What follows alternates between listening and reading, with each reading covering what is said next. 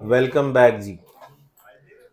अच्छा जी, अभी आज के दिन का जो दूसरा टॉपिक है वो पढ़ना शुरू करते हैं। मैंने आपको बताया था आज थोड़ी सी कॉम्प्लेक्स नेटवर्क डायग्राम, वैसे तो इतनी कॉम्प्लेक्स नहीं है, लेकिन जो प्रीवियस हमारी लैब डायग्राम थी उसके मुकाबले में थोड़ी सी ये कॉम्प्लेक्स डायग्राम होगी, जिसमें ब्रांचेस हम 2 से 3 कर देते हैं और किसी भी एक सोर्स से डेस्टिनेशन पे जाने के लिए आपको एक से ज्यादा पाथ जो है वो इसमें नजर आएंगे। ठीक है, तो यानी अगर आपने स्टैटिक राउट भी कॉन्फ़िगर करना है तो आपको एक बार उसमें सोचना होगा कि अगर 2 या 3 रास्ते हैं किसी डेस्टिनेशन पे जाने के लिए, तो उनमें से कौन से वाला पाथ जो है वो आप सिलेक्ट करेंगे। तो ज्यादा ठंडा ना कर देना यार फिर। ठीक है, फिर बैठना मुझ सारी तवज्जो इनकी फिर ठंड की तरफ ही होती है। अच्छा जी, तो डायग्राम कुछ यूं है और मल्टीपल चीजें हमने सीखनी है। एक तो ये भी सीखना है कि कम से कम वक्त में ज्यादा कॉन्फ़िगरेशन कैसे हैंडल हो जाएगी। दूसरा, हम इसमें स्टैटिक राउटिंग भी सीख लेंगे और उसके साथ साथ हम इसमें डिफॉल्ट राउटिंग का जो कॉन्सेप्ट है वो भी मैं आपको इंट्रोड्यूस करवाऊंगा, उसकी लैब भी करवाऊंगा और समझाऊंगा भी कि उसे कैसे कॉन्फ़िगर करते हैं, और राउटिंग लुकअप के कुछ रूल्स हैं वो भी इसमें शामिल हो जाएंगे। अच्छा, ये हमारी डायग्राम अब कुछ ऐसे है। लास्ट लेक्चर तक राउटर ए और राउटर बी, सिर्फ 2 राउटर्स थे। अब हम यहाँ पे 3 राउटर्स ऐड कर देंगे। राउटर ए और बी तो बिल्कुल उसी तरह से हैं जिस तरह प्रीवियस लेक्चर में थे। तो यहाँ पे एक राउटर सी भी मैं अब ऐड कर देता हूँ। ठीक है, राउटर सी के ऐड करने से अब आपके वैन लिंक्स भी मल्टीपल हो जाएंगे और लैन तो डेफिनेटली पहले 2 थे तो अब वो 3 हो जाएंगे। ठीक है, कनेक्टिविटी हम कुछ इस तरह से करवा रहे हैं कि राउटर ए राउटर बी के साथ, राउटर बी राउटर सी के साथ कनेक्ट होगा, और इसी तरह सी और ए के दरमियान भी हम एक वैन लिंक कॉन्फ़िगर करेंगे। इंटरफेस के नंबर आपकी मर्जी के हो सकते हैं, लेकिन एक दफा आप लिख लें अपने पास। ठीक है, और जो आप लिख रहे हैं ना अपने डिजाइन में उसको स्ट्रिक्टली फॉलो करें। जैसे कि मैं कहता हूं जी, राउटर ए पे इसका सीरियल 0/0/0, राउटर बी के सीरियल 0/0/0 से हम कनेक्ट कराएंगे। और आपको मैं स्ट्रांगली रिकमेंड करूंगा कि जो मैं नंबर रख रहा हूं आप भी वही रखें। अगर आप अपनी स्कीम मेरे से मुख्तलिफ रखेंगे तो बाद में आप लोगों को कंफ्यूजन होगी। तो बेहतर यही है कि आपकी नंबर स्कीम बिल्कुल मेरे जैसी ही होनी चाहिए। अच्छा, उसके बाद राउटर बी पे सीरियल 0/0/1, सी के सीरियल 0/0/0 के साथ, सी का सीरियल 0/0/1, ए के सीरियल 0/0/1 से हम कनेक्ट करा देंगे। तो वैन लिंक्स हमारे इस तरह से होंगे।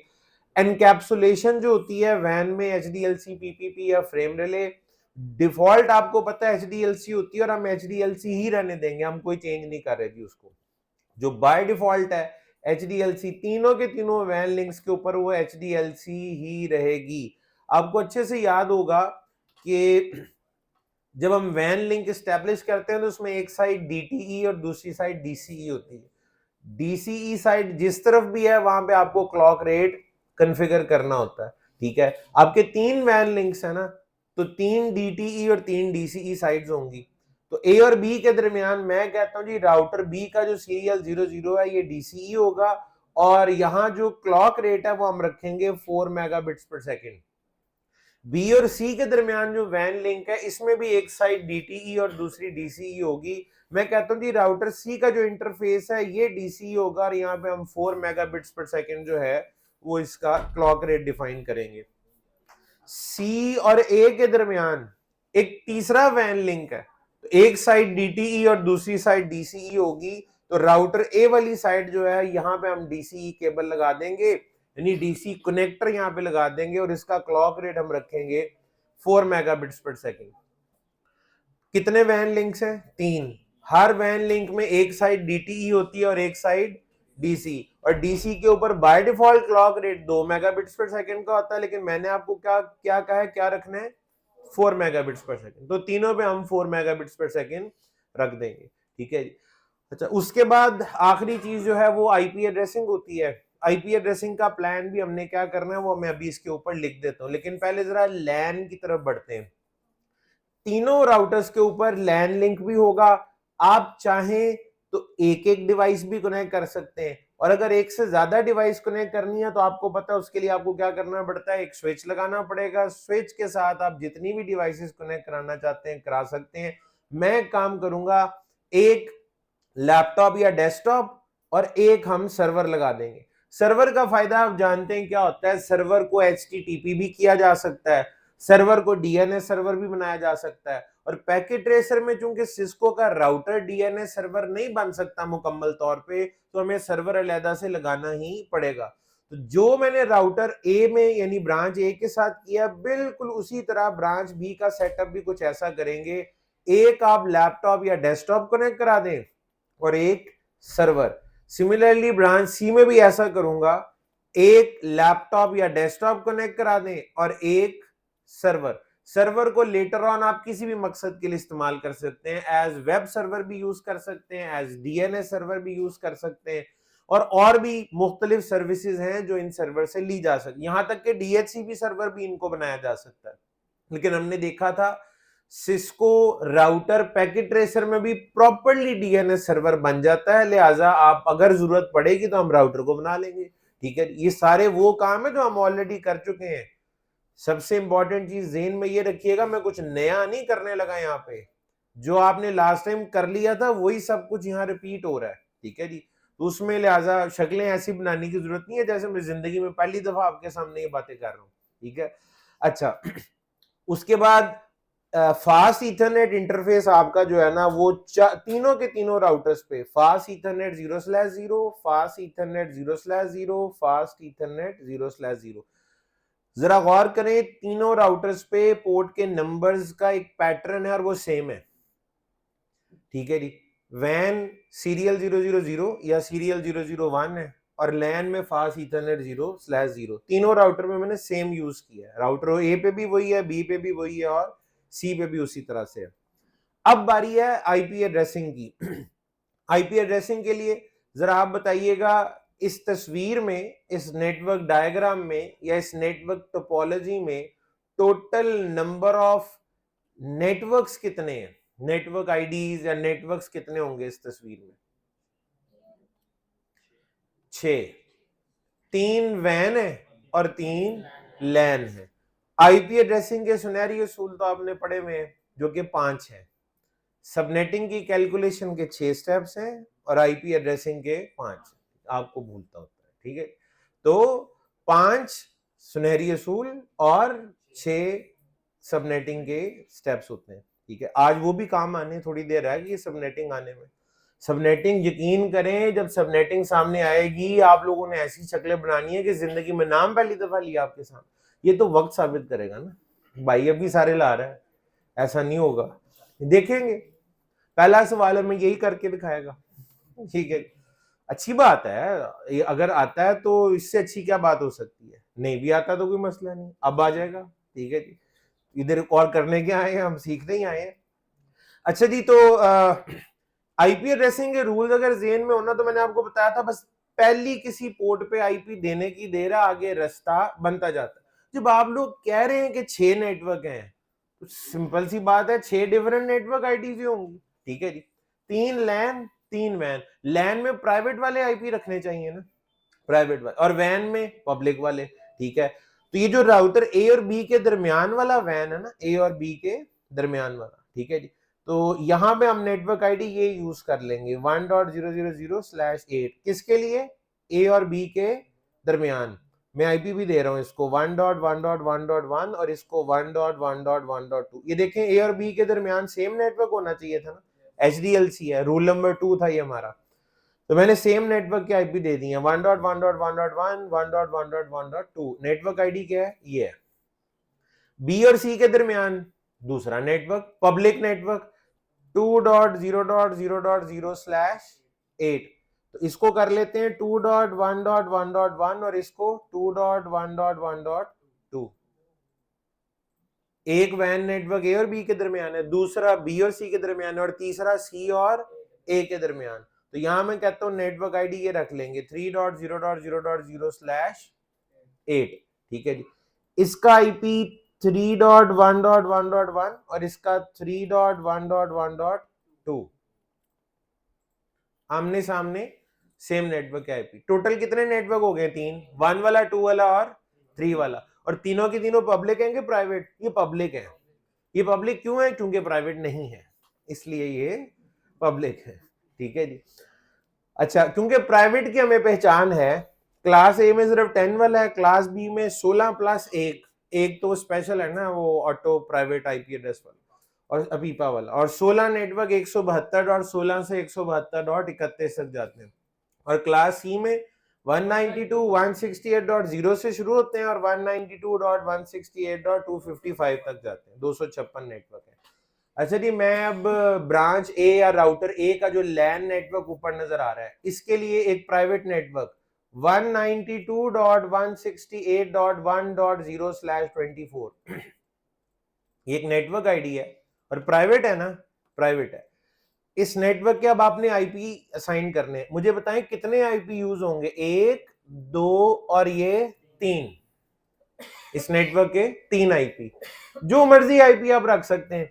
मैं इसके गेटवे को ना पहले वाला आईपी दे देता हूं, इसको 192.168.1.1 और इस पीसी को दूसरा दे दें 192.168.1.2 और सर्वर को तीसरा 192.168.1.3। आप लोगों को आईपी स्टैटिकली भी असाइन करना आता है और डीएचसीपी से भी आता है। ठीक है जी। इस तस्वीर में फिलहाल हम स्टैटिकली आईपी दे देंगे। अच्छा, राउटर बी का लैन दूसरा लैन है, इसको नेटवर्क आईडी दे देता हूं 192.168.2.0/24। ऊपर वाले में और इसमें क्या फर्क है? यहां थर्ड ऑक्टेट में 1 था, यहां पे 2 है। और इस नेटवर्क के कितने आईपी इस्तेमाल होंगे? 3। पहले वाला यानी .1 गेटवे को दे दें, .2 पीसी को दे दें, .3 सर्वर को दे दें, जैसे ऊपर किया था। यहां पे हो जाएगा 2.1, 2.2, 2.3। ऊपर क्या हुआ था? 1.1, 1.2, 1.3। तीसरे वाले लैन के बारे में क्या ख्याल है? तीसरा नेटवर्क, तीसरा प्राइवेट नेटवर्क 192.168.3.0/24। कितने आईपी चाहिए? 3। .1 वाला यानी 3.1 वाला गेटवे को, 3.2 वाला पीसी को और 3.3 वाला सर्वर। 1, 2, 3 पहले 3 आईपी इस्तेमाल किए हैं तीनों लैंड नेटवर्क्स में। तो 3 प्राइवेट और 3 पब्लिक नेटवर्क, सिंपल है, कोई मसला नहीं है। 3 प्राइवेट नेटवर्क हो गए और 3 पब्लिक। ये कॉन्फ़िगर करना है, कम से कम वक्त में करना है, सारे लिंक अप करने और ज्यादा वक्त भी नहीं लगना चाहिए। कोई स्ट्रेटजी ऐसी ढूंढनी है, कोई तरीकाकार ऐसा निकालना है। अगर ये किसी तरह से आसान हो जाएगा तो जाहिर सी बात है फिर ये काम करने के लिए हमें ज्यादा बंदे भी नहीं चाहिए होंगे। ठीक है, वही काम तो तब होगा ना जब सबसे पहले ये डायग्राम किसी सॉफ्टवेयर में या यहाँ हार्डवेयर में कहीं किसी तरीके से बनी होगी। तो हमारे पास सिस्को पैकेट ट्रेसर मौजूद है, 6.2 सबके पास इंस्टॉल्ड है। ये डायग्राम उसमें हम बना के सेव भी कर लेंगे ताकि कोर्स में आइंदा कभी भी जरूरत पड़ी तो हम इसे इस्तेमाल कर सकेंगे। जिस तरह मैंने लास्ट डायग्राम भी बना के संभाल ली हुई है जिसमें 2 ब्रांचेस है, ये भी संभाल लेंगे जिसमें 3 ब्रांचेस है। ठीक है जी। तो सबसे पहले तो आप सिस्को पैकेट ट्रेसर में जाके तारे जोड़ें, वो तो जोड़नी पड़ेंगी। 2800 सीरीज हम इस्तेमाल कर रहे हैं जिसकी कोई खास वजह नहीं है। मैंने आपको कहा था 2900 यूज कर ले, हमारे लिए तो सारे बराबर है। तो ये 2800 सीरीज के 3 राउटर्स हम यहाँ पे इस्तेमाल करेंगे। ये एक हो गया, ये दूसरा हो गया और ये तीसरा। तो 3 राउटर्स ए, बी और सी, बिल्कुल उसी तरह से मैं इनको यहाँ पे प्लेस कर रहा हूं जिस तरह आपकी डायग्राम में है। ठीक है जी। आपके लिए बेहतर ये रहेगा कि आप इनका यहां पर भी नाम वो रखें जो आपने इनका होस्ट नेम रखना है, ए। ठीक है जी। और मैंने आपको कहा था वो लोग जो मेरे साथ लैब कर रहे हैं, आप लोग जो हैं वो अच्छी बात है, अगर कर सकते हैं तो जारी रखें। ये होस्ट, इसका नाम चेंज करने के लिए ना थोड़ा डिस्टेंस पे क्लिक करना पड़ता है आपको। बिल्कुल ऊपर करेंगे तो राउटर ओपन हो जाएगा। ठीक है, तो ये जनाब सी, ए, बी एंड सी, इनका होस्ट नेम में भी यही रखूंगा, ए, बी और सी हो गया। और हमें क्या चाहिए? स्विचेस चाहिए, 3 स्विच चाहिए।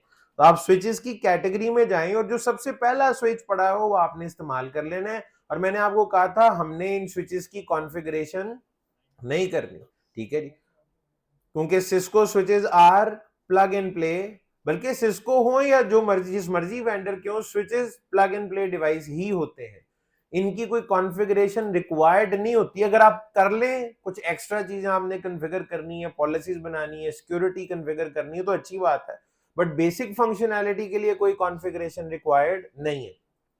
और क्या चाहिए आपको? हर ब्रांच में एक सर्वर और एक एंड डिवाइस चाहिए। एंड डिवाइसेस की कैटेगरी में चले जाते हैं, एक लैपटॉप या डेस्कटॉप रख लें और एक सर्वर हर ब्रांच के अंदर मैं रखता जाता हूँ।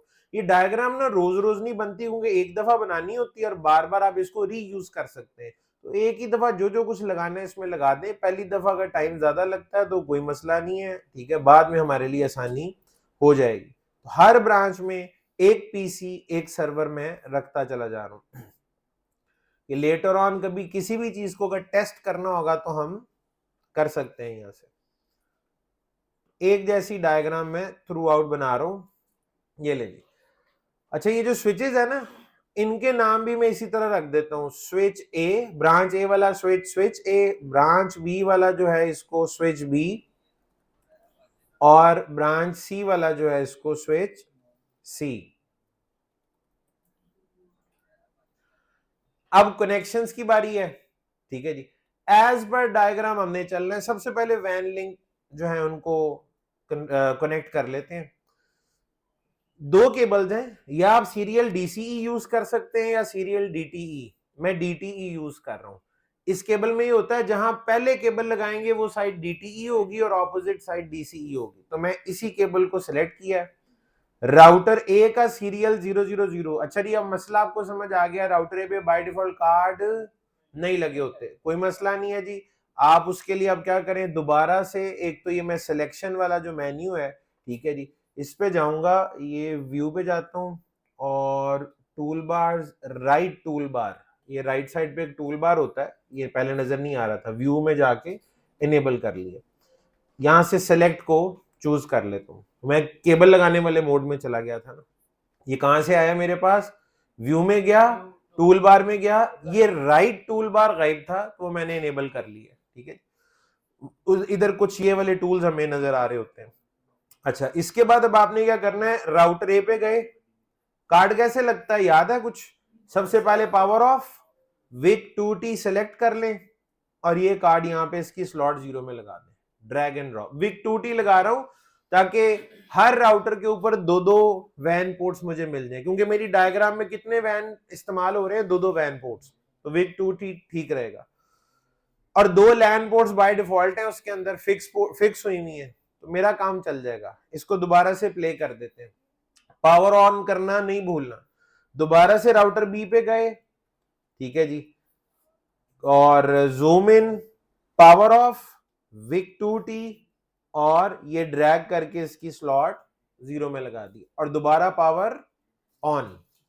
इसी तरीके से तीसरे राउटर पे आए, जूम इन, पावर ऑफ, विक 2T, और इसकी भी स्लॉट 0 में कार्ड लगा के ऑन कर दिया। अब मेरे तीनों राउटर्स पे दो लैन पोर्ट्स हैं और दो वैन पोर्ट्स हैं। क्या ये मैंने नया काम किया है? लास्ट टाइम भी किया था, वो नई चीज नहीं है। तो जो लोग, अब मैं आपको यहाँ पे रिक्वेस्ट एक तरह से कर रहा हूं, बराए मेहरबानी आप सब लोग साथ चलने की कोशिश करें। अगर आप क्लास में लैब साथ नहीं कर रहे, कोई मसला नहीं है, आज घर जाके मैक्सिमम कल तक अब ये काम कर लें, या नेक्स्ट क्लास से पहले पहले पिछला जो कुछ पढ़ा है वो आप पढ़ लें। अभी तो आप साथ चल लेंगे। अगर आप अभी साथ ना चल सके, आगे ये गेम आपके हाथ से निकल जानी है। बस फिर आप एंड तक देख ही रहे होंगे और अजियत से गुजर रहे होंगे। कोर्स को आप एंजॉय करेंगे, बड़ा अच्छा लगेगा आपको, बड़ा मजा आएगा अगर आप साथ चलने की कोशिश करें। कोई ज्यादा एफर्ट नहीं है, आपकी 2 क्लासें हफ्ते में हो रही हैं, पूरा हफ्ता आपके पास है, कोई एक दिन आप हफ्ते में से दे सकते हैं, तो आप बड़े अच्छे तरीके से कोर्स सीख लेंगे। वरना नहीं करेंगे ना, तो बस फिर आप कुछ ही अरसे में देखेंगे आप चीजें देख ही रहे होंगे बस, अच्छा ये कुछ हो रहा है, लेकिन आप कर नहीं पाएंगे उसको। तो अभी मौका है, अभी के अभी साथ चल ले तो अच्छा है। ले जी, डीटीई वाली केबल उठाई, राउटर ए पे क्लिक किया। अब यहां मुझे दो लैन और दो वैन पोर्ट्स नजर आ रही हैं। मैंने चूंकि डायग्राम में लिखा था कि मैं सीरियल 000 यूज करूंगा राउटर बी से जोड़ने के लिए, तो ए का सीरियल 0/0/0, बी के सीरियल 0/0/0 से कनेक्ट कर दिया। दोबारा से केबल पकड़ी सीरियल DTE, बी का सीरियल 001 एक निकल चुकी है, जो केबल जो पोर्ट कनेक्ट हो जाए वो लिस्ट से गायब हो जाती है। इसका सीरियल 001 सी के सीरियल 000 के साथ, हमने भी यही लिखा था अपनी डायग्राम में। अच्छा, उसके बाद एक और केबल उठाएं, तीसरी केबल DTE वाली, सी का सीरियल 001 ए के सीरियल 001 के साथ। और मैंने आपको बताया था आप अपनी मर्जी से नोट्स वगैरह ऐड कर सकते हैं। उसके लिए राइट वाले टूल बार में सेकंड ऑप्शन प्लेस नोट की है, तो यहां पे आप इंटरफेस के नंबर भी लिख सकते हैं और आईपी भी। तो 1.1.1.1 यहां पे सीरियल 000 1.1.1.2, यहां पे सीरियल 001 2.1.1.1, यहां पे सीरियल 000 2.1.1.2, यहां पे सीरियल 001 3.1.1.1, यहां पे सीरियल 001 3.1.1.2। इसका फॉन्ट छोटा है, इतना क्लियर यहां से तो आपको शायद नजर ना आ रहा हो, लेकिन जब आप अपने पास इसको करेंगे तो ये ठीक आपको दिखाई देगा। ठीक है जी। अच्छा, अब क्या रह गया है, लैन सेगमेंट कनेक्ट करने हैं। लैन में दरमियान में स्विच है, स्विच के साथ तीन तीन डिवाइसेस हैं, तीनों का ताल्लुक अलग फैमिली से है। डिफरेंट फैमिली के लिए स्ट्रेट थ्रू यूज करते हैं या क्रॉस ओवर? Straight through. तो ये स्ट्रेट थ्रू केबल आप उठाएं, राउटर ए का फास्ट ईथरनेट 00। अच्छा, दिल तो चाहता है बंदे का कि मैं अगर फास्ट ईथरनेट 0/1 लगा दूं तो क्या हो जाएगा, कुछ नहीं होगा, उससे तार जुड़ जाएगी। लेकिन आप डिजाइन को फॉलो नहीं कर रहे होंगे, फिर अपनी आदत डालें, जो एक डिजाइन दे दिया जाए उसको ही आपने एज इट इज इंप्लीमेंट करना है, क्योंकि इंडस्ट्री में भी ऐसे ही चलता है। तो आपने फास्ट ईथरनेट 0/0 को स्विच ए के ऊपर 24 पोर्ट्स हैं, इनमें से किसी भी एक के साथ आप कनेक्ट कर सकते हैं। आप तरतीब से चलें, मैंने इसकी पहली पोर्ट से इसको जोड़ दिया। एक और स्ट्रेट थ्रू केबल उठाएं, PC0 के फास्ट ईथरनेट को स्विच के दूसरी पोर्ट से जोड़ दिया। एक और fast Ethernet straight through cable उठाएं और सर्वर को इस स्विच की तीसरी पोर्ट से कनेक्ट करवा दें। सेम आपने फॉलो करना है बाकी की दो ब्रांचेस में भी, कोई डिफरेंस नहीं है।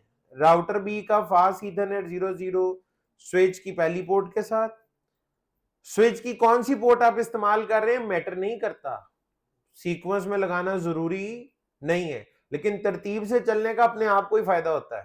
ठीक है जी। उसके बाद सर्वर में आए, सर्वर का फास्ट ईथरनेट स्विच की तीसरी पोर्ट के साथ, तीनों ब्रांचेस बिल्कुल सेम है, कहीं कोई फर्क नहीं है। ठीक है जी। इसी तरह राउटर सी का फास्ट ईथरनेट 0/0 स्विच की 24 में से किसी भी पोर्ट के साथ जोड़ दें। PC2 का फास्ट ईथरनेट स्विच की किसी भी पोर्ट से कनेक्ट कर दें, और सर्वर जो है इसका भी फास्ट ईथरनेट स्विच की तीसरी पोर्ट से जोड़ देते हैं। तो मैंने तरतीब के साथ सारे कनेक्शन बना दिए। लेकिन इसको सेव कर लेते हैं ताकि आइंदा ये एफर्ट दोबारा ना करनी पड़े। ये सेव का यहाँ पे बटन भी है, आइकन बना हुआ, आप यहाँ पे क्लिक कर दें या Ctrl+S भी कर सकते हैं। तो मैं इसका नाम रख लेता हूं जी, अखुवत -lab 2। पुरानी वाली का नाम lab 1 रखा हुआ, मैंने इसका lab 2। उसमें 2 राउटर्स थे, 2 ब्रांचेस थी, इसमें 3 है। ठीक है, कभी भी मुझे उसकी जरूरत पड़ेगी वो डायग्राम ऑन कर लेंगे, कभी इसकी जरूरत पड़ेगी आइंदा तो ये ऑन कर लेंगे। अच्छा जी, अगला काम क्या है, चूंकि हमने आईपी एड्रेसेस असाइन करने हैं, इनको मैनुअली आज, तो मैं एक काम करता हूं, सर्वर की जब जरूरत पड़ेगी तब आईपी दे देंगे।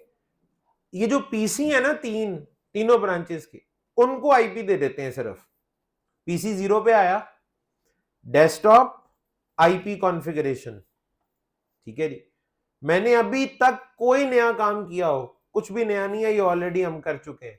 ठीक है जी, इसको आईपी देते हैं जी 192.168.1.2, सबनेट मास्क 255.255.255.0, गेटवे 192.168.1.1 जो राउटर का आईपी है। राउटर पे मैंने कहा था 1.1 और 2.1 और 3.1 ही होगा तीनों ब्रांचेस में, ठीक है जी, बस ये आईपी असाइन कर लिया। अगर कहते हैं डीएनएस, चूंकि अभी हमने कॉन्फ़िगर ही नहीं किया, बस सोचा भी नहीं हुआ, लिहाजा अभी हम खाली छोड़ रहे हैं, आगे चल के जरूरत पड़ी तो जरूर कॉन्फ़िगर कर लेंगे। ये काम किया जी मैंने पीसी 0 पे, मैं आपके नोट्स में भी ऐड करता जा रहा हूँ चीजें, ठीक है जी। हम पीसी 0 पे गए, फिर डेस्कटॉप में गए, वहां स्टैटिक को पहले स्टैटिक ऑलरेडी चूज हुआ था, 1 2 3 4 5 एंड 6, इसमें कोई ओके या अप्लाई करने की जरूरत नहीं होती, ठीक है जी, ये कॉन्फ़िगर हो गया, बस इतना सा काम था। पीसी 0 हमने कॉन्फ़िगर कर लिए, साथ साथ सेव जरूर करते जाएं ताकि ये पैकेट ट्रेसर में ये चेंजेस सेव हो जाए। अच्छा जी, अब ब्रांच बी के पीसी 1 पे आ जाते हैं। पीसी 1 डेस्कटॉप आईपी कॉन्फ़िगरेशन 192.168 जी 2.2 और मास्क डिफॉल्ट वाला होगा क्योंकि हमने यहां सबनेटिंग नहीं की हुई। 192.168.2.1 ये आईपी होगा इसके डिफॉल्ट गेटवे का, ठीक है जी। बस टोटल ये रिक्वायर्ड कॉन्फ़िगरेशन है पीसी 1 की, और इसको भी मैं आपके नोट्स में ऐड कर देता हूं, ये लेना 1 2 3 4 5 एंड 6, ठीक है जी। अच्छा जी, एक आपकी एंड डिवाइस रह गई है जिसपे आपने आईपी असाइन करना है, ब्रांच सी के लैन में पीसी 2, ठीक है जी। डेस्कटॉप आईपी कॉन्फ़िगरेशन 192.168.3.2 डिफॉल्ट वाला सबनेट मास्क 192.168.3.1, ठीक है जी। और इसको जाके आपके नोट्स में ऐड कर देता हूं, ये लेना। मैंने तीनों लैन नेटवर्क्स या तीनों प्राइवेट नेटवर्क्स में एक एक डिवाइस को आईपी दे दिया, 1 2 3 4 5 एंड 6, ताकि तीनों से हम टेस्टिंग कर सकें कि रीचेबिलिटी हुई है या नहीं, ठीक है जी। तो टेस्ट करने के लिए एक डिवाइस भी काफी होती है, सही हो गया। अच्छा जी, अब मैं तीनों राउटर्स को एक्सेस करने लगा हूं ताकि ये इनिशियलाइज हो जाए। इसका जवाब हम क्या दिया करते हैं, नो, ठीक है जी। ये आपका राउटर ए मैंने एक्सेस कर लिया है, और इसका कौन सा मोड नजर आ रहा है, यूजर मोड, ठीक है जी। यूजर एक्सेस मोड भी कहते हैं और user mode. Similarly router B को भी इसी तरह से एक्सेस कर लेते हैं, कमांड लाइन और इधर नो, और उसके बाद राउटर सी कमांड लाइन, और यहां पे हमने नो करना है जी, इधर ये लें जी नो।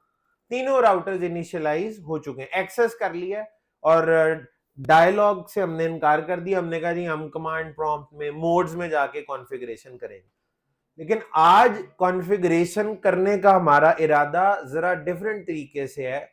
हम ये चाहते हैं कि कम से कम वक्त में ढेर सारी कॉन्फ़िगरेशन को आसानी से कैसे मैनेज किया जा सकता है, क्योंकि लास्ट टाइम का हमारा तजर्बा ये रहा है कि लिंक अप करने में हमें बहुत वक्त लगा, ठीक है। आज हमने ये भी सीखना है कि कम से कम टाइम में ये कैसे मैनेज हो सकता है, कॉन्फ़िगर भी करना है, और कम से कम एफर्ट और कम से कम वक्त में हमने इस टास्क को मुकम्मल करना। आप सबके लिए बड़ा आसान हो जाएगा, ठीक है जी। अभी तो खौफ आ रहा होगा, लो जी 2-3 घंटे पार है लगता है इस काम में, ठीक है। वैसा बिल्कुल भी नहीं होगा, जरा देखते हैं कि आखिर जादू है क्या।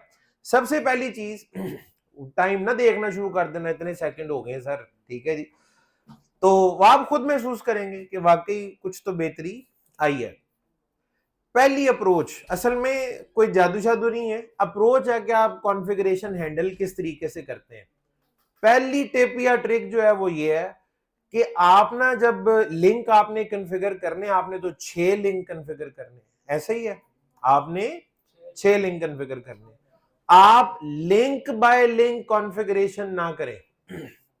लिंक बाय लिंक का मतलब ये होता है कि आप कहते हैं नहीं मैं सबसे पहले इस वाले लिंक को कॉन्फ़िगर करूंगा, इस लिंक में 2 इंटरफेसेस हैं, एक ये वाला और एक ये वाला। पहले आप राउटर एक का इस इंटरफेस को वेरीफाई करेंगे, वो शो इंटरफेस सीरियल 00 वाली कमांड से, आप पैकेट डाउन है, फिर आप इधर जाएंगे इसका स्टेटस देखेंगे, फिर आप इधर जाके कॉन्फ़िगरेशन करेंगे, फिर आप इधर आके कॉन्फ़िगरेशन करेंगे, फिर आप इधर जाके वेरीफाई करेंगे, फिर आप इधर आके वेरीफाई करेंगे, चक्कर चढ़ देंगे आपको, ठीक है जी। टाइम भी लगेगा, चक्कर भी चढ़ देंगे। उसके बाद क्या होगा, फिर अगले लिंक की बारी आएगी, फिर आप इधर जाएंगे, फिर इधर आएंगे, फिर इधर जाएंगे, फिर इधर आएंगे, ठीक है जी। इतनी जल्दी नहीं शाम होएगी, ठीक है जी। अच्छा, तो इसका नतीजा ये निकलेगा कि ये चक्कर ना सिर्फ इसको चढ़ेंगे, आपको ज्यादा चढ़ जाएंगे, और उसका नतीजा ये निकल रहा होगा कि आप इस इंटरफेस की कॉन्फ़िगरेशन इधर और इधर वाले की इधर कर रहे होंगे। और समटाइम्स ये भी होता है कि एक ही इंटरफेस को 2 दफा कॉन्फ़िगर करके आप समझते हैं मैंने काम मुकम्मल कर लिया, आपको नहीं पता लगता, ये आपसे हो जाता है। बंदे की नीयत थोड़ी होती है कि मैं गलत काम करूंगा, उससे हो जाता है, आपको पता भी नहीं लगेगा। जब आपसे गलतियां होंगी तो फिर टाइम ज्यादा लगेगा, ठीक है जी। तो इसके लिए बेहतर अप्रोच ये है, पहली अप्रोच आपको बता रहा हूं, आपने लिंक बाय लिंक कॉन्फ़िगर नहीं करना, बल्कि डिवाइस बाय डिवाइस कॉन्फ़िगरेशन करनी है। आपने डिवाइस बाय डिवाइस कॉन्फ़िगरेशन करनी है। अब आप कहेंगे इसका मतलब क्या है? इसका मतलब यह है राउटर ए के कितने इंटरफेस हैं? 3। इस डायग्राम को देखें, राउटर ए के 3 इंटरफेस है। आपको एग्जैक्टली पता ना आपने उन तीनों पे क्या कॉन्फ़िगर करना है, क्या आईपी रखना है, कीप लाइफ 10 सेकंड है, एनकैप्सुलेशन एचडीएलसी है, डीसी कहां पे क्लॉक रेट 4 मेगाबिट्स पर सेकंड रखना है और कहां नहीं रखना, एक एक चीज यहां पे लिखी हुई है। राउटर ए का फास्ट ईथरनेट 00, उसका सीरियल 00, उसका सीरियल 001। तो डायग्राम का ये डिजाइन का यही फायदा होता है कि आप उसको सामने रखें और उसके मुताबिक कॉन्फ़िगरेशन करें। तो आप लिंक बाय लिंक कॉन्फ़िगरेशन ना करें, बल्कि डिवाइस बाय डिवाइस। उसका मतलब क्या है, आप राउटर ए को एक्सेस करें, उसका होस्ट नेम असाइन करें, पासवर्ड वगैरह अगर कॉन्फ़िगर करने हैं तो करें, यूजर नेम अगर कॉन्फ़िगर करना है तो करें, टेलनेट या एसएसएच की कॉन्फ़िगरेशन करनी है तो करें। और उसके बाद तीनों इंटरफेसेस की कॉन्फ़िगरेशन क्या है आपको पता है, आप तीनों इंटरफेसेस में बारी बारी जाएं और उनकी कॉन्फ़िगरेशन करें, राइट करें, सेव करें, राउटर ए का चैप्टर क्लोज। अब आप राउटर बी पे जाएं, उसके जितने इंटरफेसेस हैं उन्हें कॉन्फ़िगर करें, सेव कर लें। सी पे जाएं, उसके जितने इंटरफेसेस हैं कॉन्फ़िगर करें और सेव करें। एंड रिजल्ट क्या निकलेगा, सारे के सारे इंटरफेसेस अप हो जाएंगे, सारे के सारे लिंक अप हो जाएंगे। इससे कंफ्यूजन कम से कम होती है और गलती के चांसेस भी कम हो जाते हैं, ठीक है जी।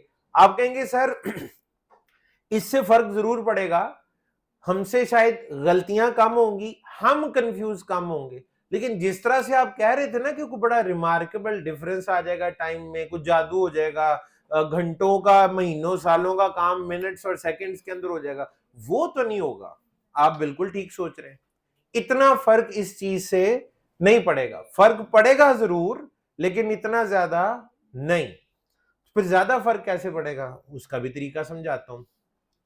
भाई आप में से बहुत सारे लोग कभी ना कभी डॉक्टर पे तो गए होंगे, कभी अपने लिए, कभी किसी फैमिली मेंबर के साथ। जब आप डॉक्टर के पास जाते हैं तो आपको अक्सर वेटिंग एरिया में वेट भी करना पड़ता है। जब आप वेट कर रहे होते हैं तो अपने दाएं बाएं होने वाली एक्टिविटीज को भी देख रहे होते हैं। अक्सर डॉक्टर ऐसे भी होते हैं जिनका सेटअप ऐसे होता है कि जो वेटिंग एरिया है वो भी आसपास ही होता है, डॉक्टर भी वहीं बैठा होता है, एक बंदा उठता है इधर से जाता है, फिर दूसरा जाता है और आप देख रहे होते हैं। जब आप देख रहे होते हैं, हाँ जी बिल्कुल, तो जब आप देख रहे होते हैं तो ऑब्जर्वेशन में काफी सारी चीजें आती हैं। मिसाल के तौर पे कुछ मरीज ऐसे होते हैं जिन्हें अपनी तकलीफ ठीक से बतानी नहीं आती है, समझानी नहीं आ रही होती।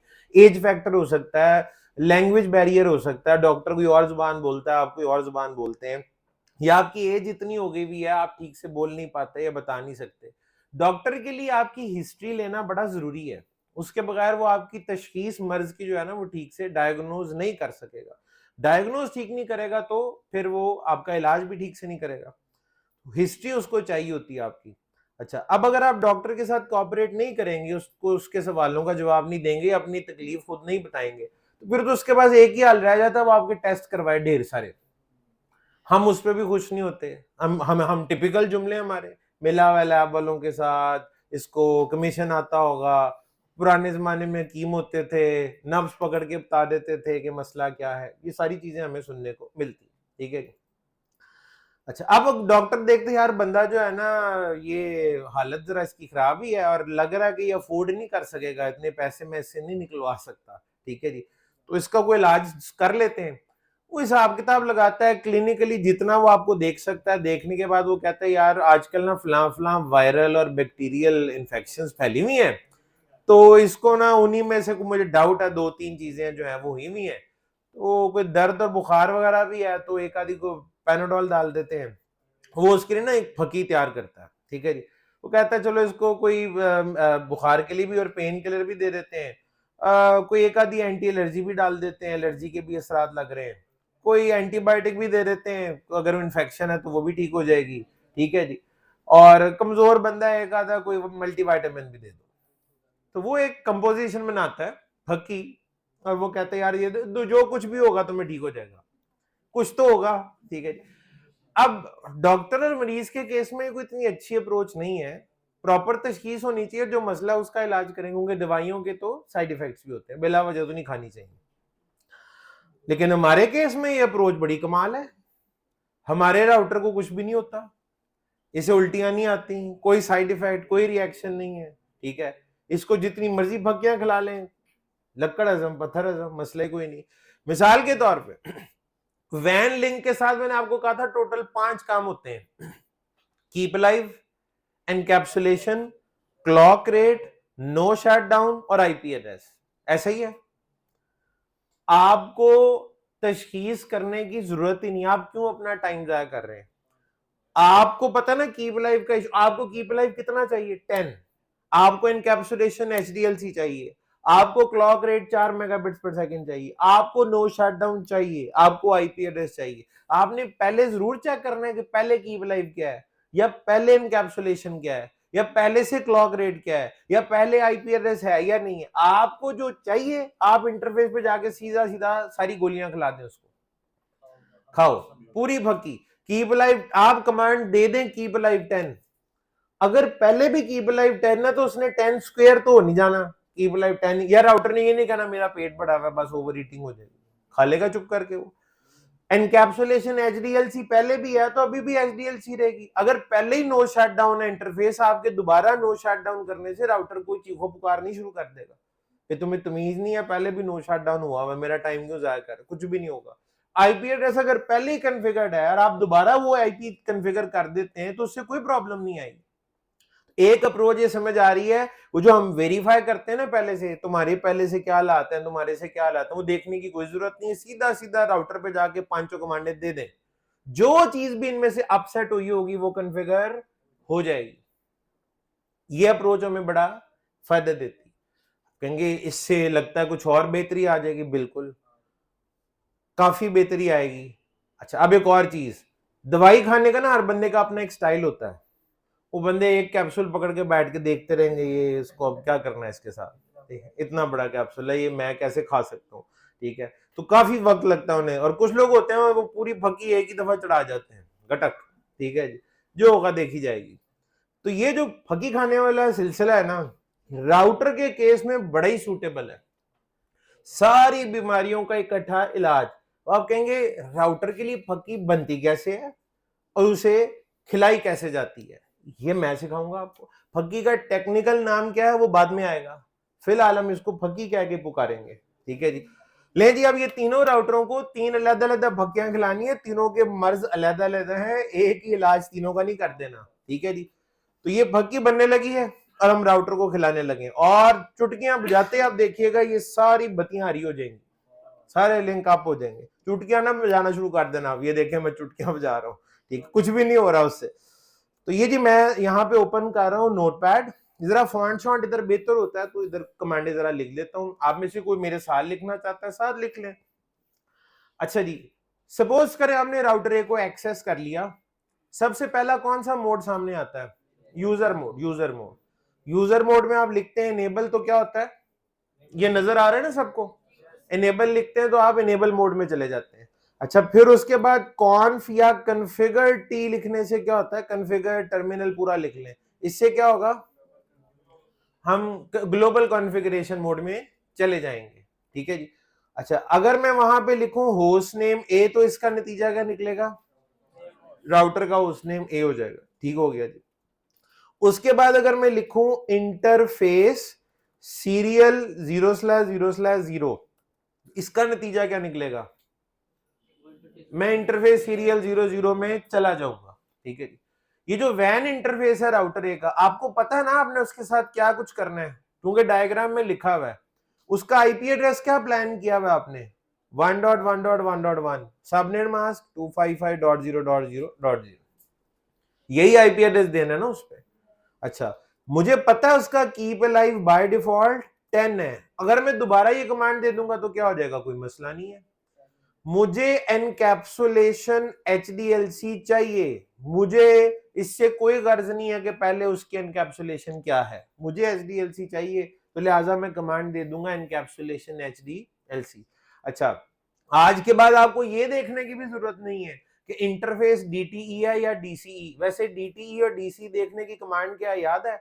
शो कंट्रोलर्स और आगे इंटरफेस का नंबर। ठीक है जी, उसकी भी जरूरत नहीं है आज के बाद आपको, क्योंकि आप जानते हैं क्लॉक रेट डीटी पे कन्फिगर ही नहीं होता, वो तो कन्फिगर ही डीसी पे होता है। आप आदत बना लें हर वैन इंटरफेस पे कमांड दे दिया करें क्लॉक रेट की, डीटी पे चलनी नहीं है, डीसी पे एक्सेप्ट हो जाएगी। ठीक है, तो मुझे हालांकि वैसे पता है ये इंटरफेस डीटी ही है, फिर भी लिख रहा हूं क्लॉक रेट 4 MB रखना है ना, तो 4 के आगे 6 0 डाल देंगे।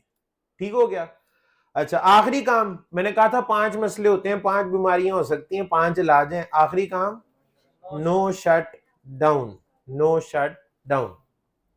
अगर मैं यहां एग्जिट करूंगा तो क्या होगा? इंटरफेस कॉन्फ़िगरेशन मोड से बाहर निकल आएंगे, इंटरफेस कॉन्फ़िगरेशन मोड से बाहर निकल आएंगे। यही है ना 5 पूरा पैकेज है ना, ये बड़ा अच्छा हो गया। राउटर ए के टोटल इंटरफेस कितने हैं आज? 3, 2 वैन 1 लैन। अच्छा, इसका जो दूसरा वैन इंटरफेस है उसके लिए देखें, मैंने इसको किया कॉपी, ठीक है जी, और यहां पे आके मैंने इसको कर दिया पेस्ट। ये सीरियल 00 की बजाय सीरियल 001, उसका आईपी क्या जी हमने लिखा हुआ है 3.1.1.2। डायग्राम बनाने का यही तो फायदा है, डायग्राम में हमने लिखा था राउटर ए का जो सीरियल 001 है उसका आईपी 3.1.1.2। भाई ये देख लो, ये राउटर ए का सीरियल 001 क्या आईपी है? 3.1.1.2। तो मैंने यहां पे लिखा 3.1.1.2। बाकी चीजें सेम नहीं है? सेम है ना, बाकी सारे पैरामीटर्स तो सारी दवाइयां सेम है। ठीक है जी, अब पेशेंट का नाम बदल दिया। यकीन करें अब हमारे यहाँ ऐसे डॉक्टर्स हैं जो अब हाथों से नुस्खे नहीं बनाते, जिन्होंने अपना सिस्टम डेवलप कर लिया हुआ है और वो इसी तरीके से आपकी मेडिसिन जो है वो टाइप करके मैनेज कर लेते हैं। ठीक है जी। अच्छा, तो ये आपके पास आ गया, दूसरा इंटरफेस भी रेडी हो गया। एक इंटरफेस बच गया आपका, इंटरफेस लैन वाला, interface fast Ethernet 0/0, interface fast Ethernet 0/0।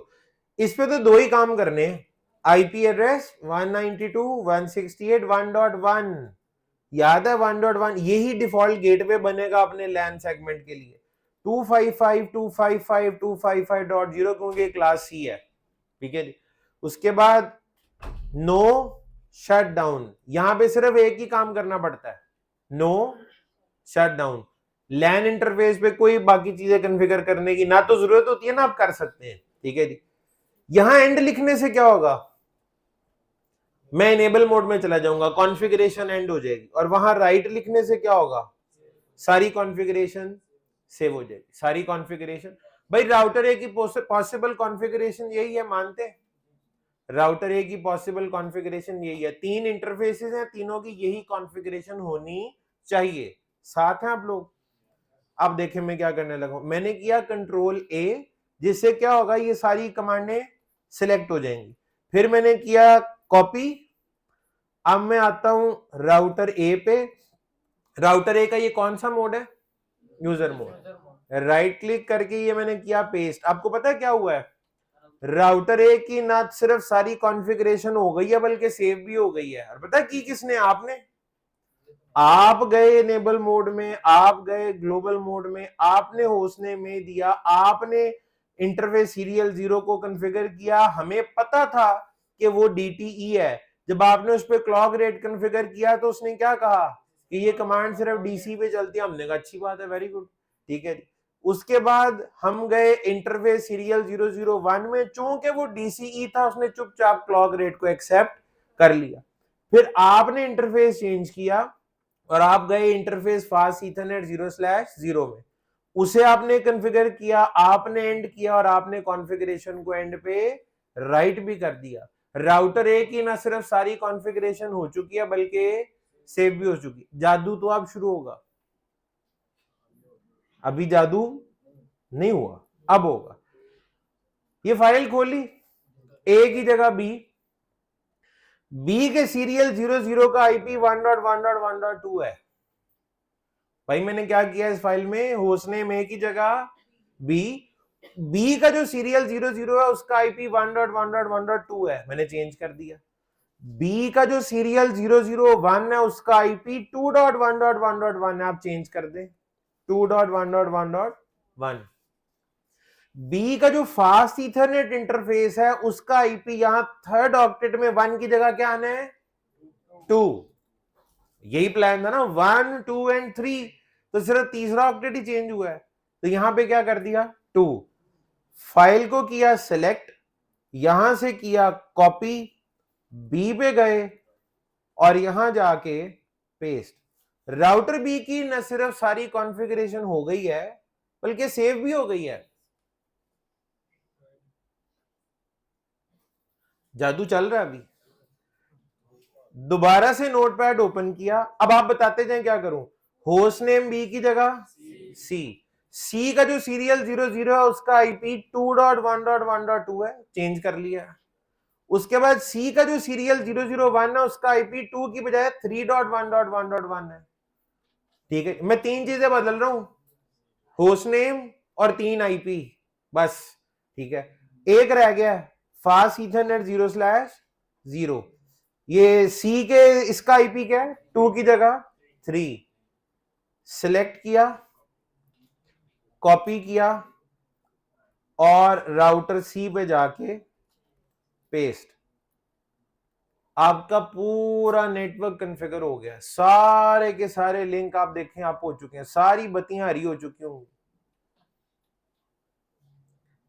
कितना टाइम लगा नोटपैड की फाइल बनाने के बाद, कितना टाइम लगा? 3 सेकंड या 4 सेकंड, 10 सेकंड, ठीक है जी, बात सेकंड्स में आ गई थी ना, सिर्फ कॉपी पेस्ट करने जितना ही टाइम लगता है, ठीक है। और जो माइनर सी एडिटिंग है वही करनी पड़ती है, ठीक है। तो ये आपका सारे का सारा नेटवर्क ना सिर्फ कॉन्फ़िगर हो गया है, कॉन्फ़िगरेशन सेव हो गया, और मैं यहां से पैकेट ट्रेसर में भी सेव कर रहा हूं ताकि मुझे ये वाला काम दोबारा करना ना पड़े। नोटपैड की फाइल को मैंने क्या कहा था, ये क्या है, ये फकी है।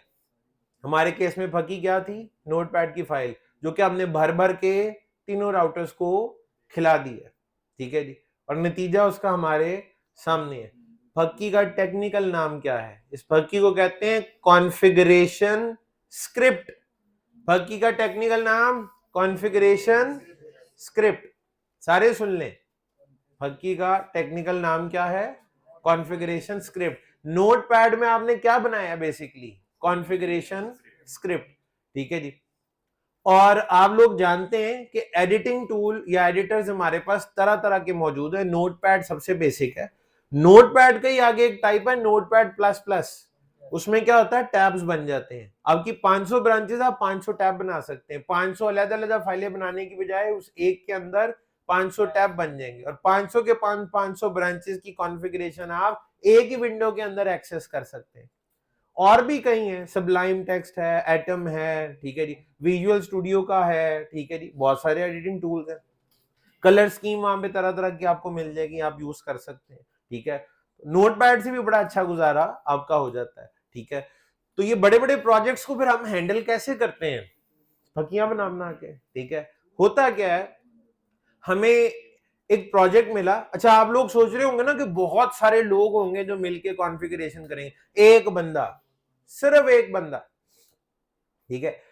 अच्छा, ये कोशिश करें कि वो उसके साथ साथ ना जरा तवज्जो इधर भी रखें। आप पूरी तवज्जो अगर लैब करने पे लगा देंगे, बैलेंस अगर आप नहीं कर सकते ना तो प्रायोरिटी फिर सुनने पे ही रखें, लैब बाद में भी आप कर सकते हैं, ठीक है जी।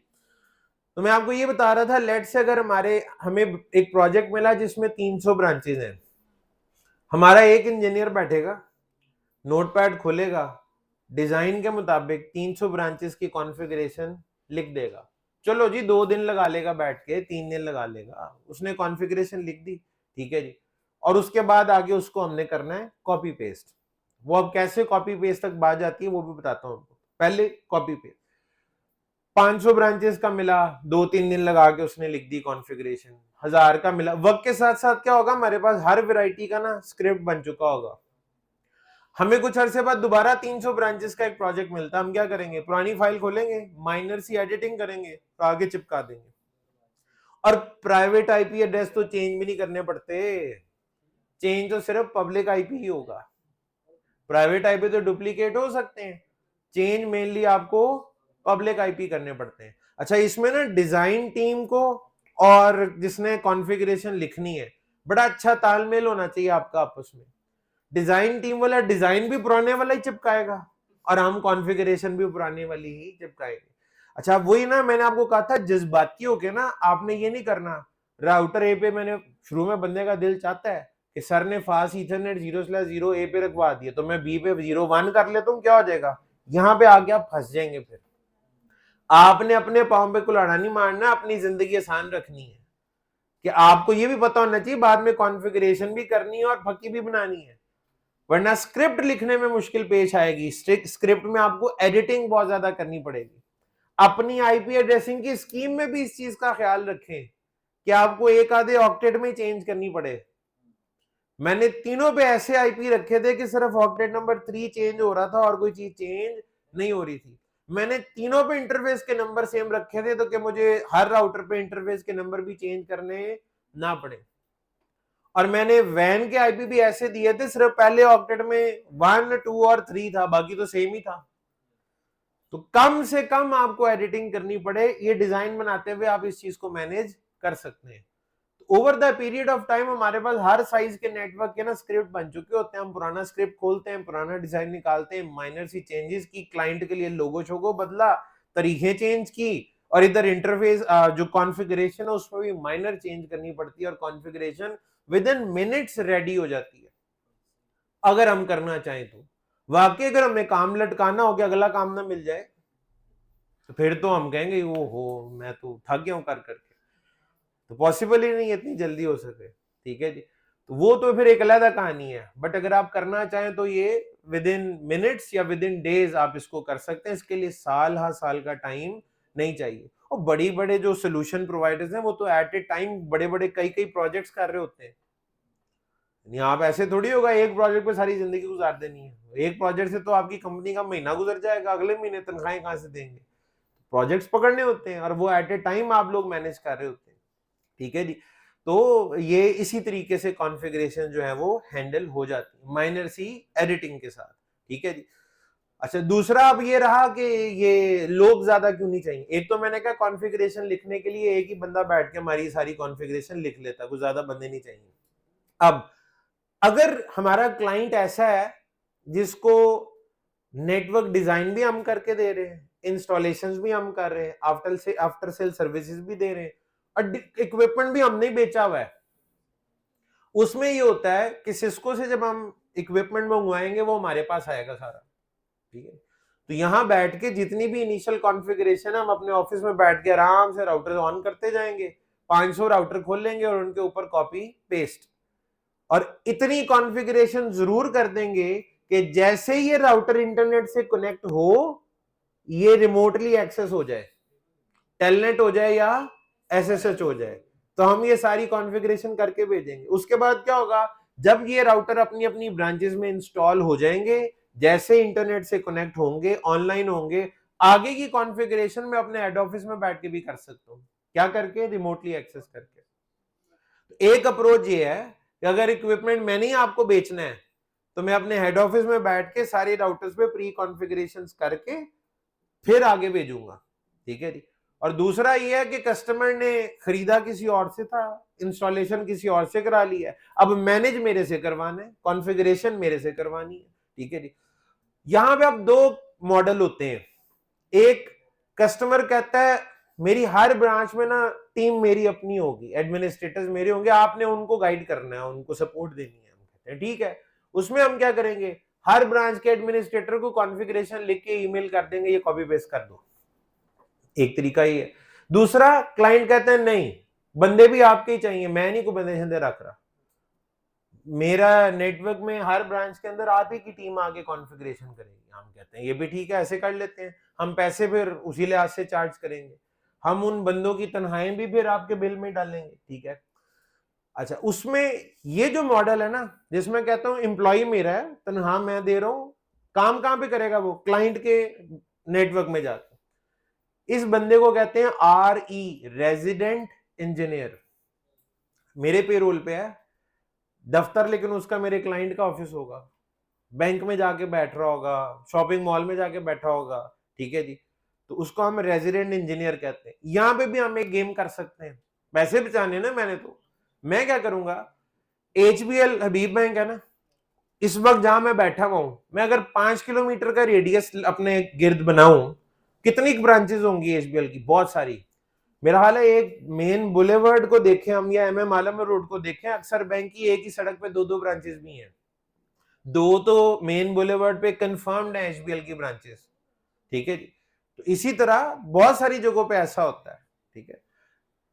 अच्छा, एक कोई वो लैपटॉप चलाने में ना, कोई अगर आप लोग उलझ रहे हैं ना और ध्यान इधर उधर होता है, तो मेरा ख्याल है लैब बाद में कर लें, आप पहले समझ लें, ना वो ना ये समझ आना है, ठीक है।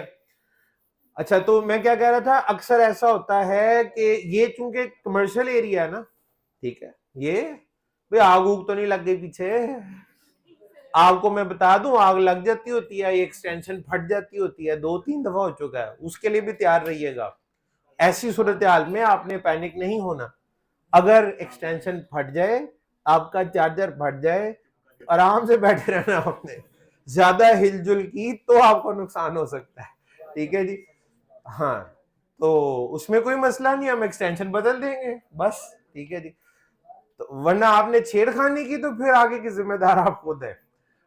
अच्छा जी, तो हम बात कर रहे थे कि अक्सर ये होता है कि यहाँ एक एक सड़क पे बैंक की दो ब्रांचेस हैं, तो 5 किलोमीटर का अगर मैं रेडियस बना रहा हूं, तो इसमें तो 10-12 ब्रांचेस होंगी।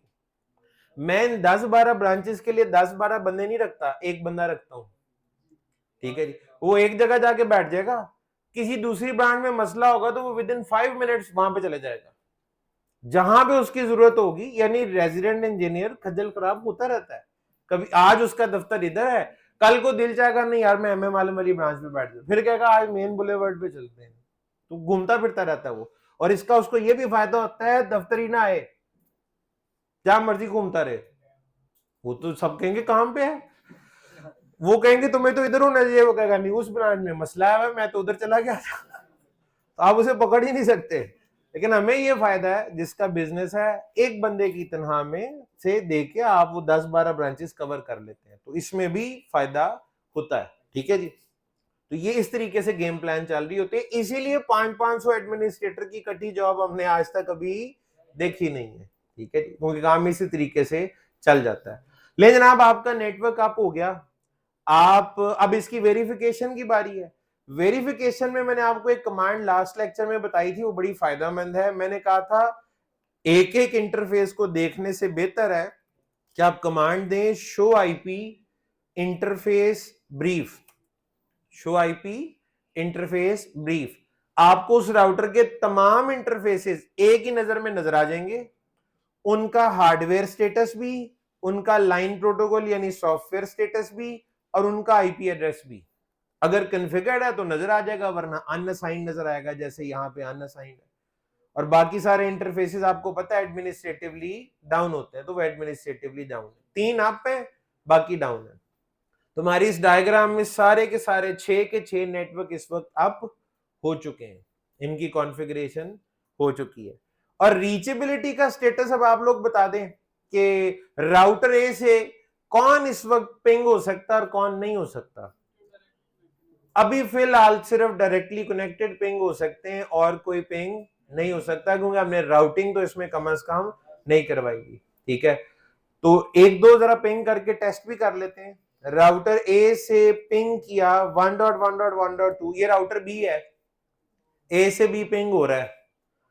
ठीक है, पिंग करते हैं 3.1.1.1, ये राउटर सी है, ये भी डायरेक्टली कनेक्टेड है, ये भी पिंग हो रहा है। पिंग करते हैं 192.168.1.2, ये पीसी है जो ए के लैन में है।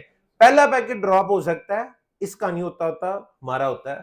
ठीक है जी, तो पहला पैकेट ड्रॉप हुआ, उसमें आपको पता है ARP address resolution protocol IP और मैक की बाइंडिंग करता है। वो बाइंडिंग 2 सेकंड से ज्यादा टाइम ले जाए तो पहला पैकेट ड्रॉप हो जाता है, ना ले तो पहला बच भी सकता है। और कभी कभार ये 2 भी ड्रॉप हो सकते हैं, लेकिन ऐसा बहुत कम है, नॉर्मली एक ही पैकेट ड्रॉप होता है। तो ये तीनों राउटर एक के साथ डायरेक्टली कनेक्टेड थे, तीनों पिंग हो रहे हैं। अब मैं पिंग करता हूं 192.168.2.2 को, ये बी का लैन नेटवर्क है, जो कि आप ए से पिंग करेंगे तो पिंग नहीं हो रहा फिलहाल। क्यों?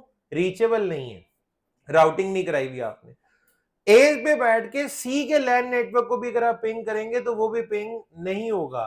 3.2 कर लें आप, क्योंकि वो भी आपके साथ डायरेक्टली कनेक्टेड नहीं है। ठीक है, और अनरीचेबल है या अगर रीचेबल नहीं है तो उसको रीचेबल बनाना आपको आता है, लेकिन जो मेथड भी आपको आता है दैट इज स्टैटिक राउटिंग। वो आउटगोइंग इंटरफेस से भी हो सकती है और वो नेक्स्ट हॉप आईपी वाले मेथड से भी हो सकती है। नहीं जी, आज ये डायग्राम है जिसकी आप लोगों ने राउटिंग करवानी है। ठीक है, इसको मैं उठाता हूं यहां से और आपके नोट्स में लेके जाते हैं, और पहले जरा डिस्कस कर लेते हैं कि इसमें राउटिंग होगी कैसे। ठीक है जी, किस जगह किस चीज की जरूरत है और किसकी नहीं। टोटल नेटवर्क कितने हैं जी? 6। इस नेटवर्क की कन्वर्जेंस की डेफिनेशन क्या है? तीनों राउटर्स में 6x6 होना चाहिए, ऐसे ही है ना जी।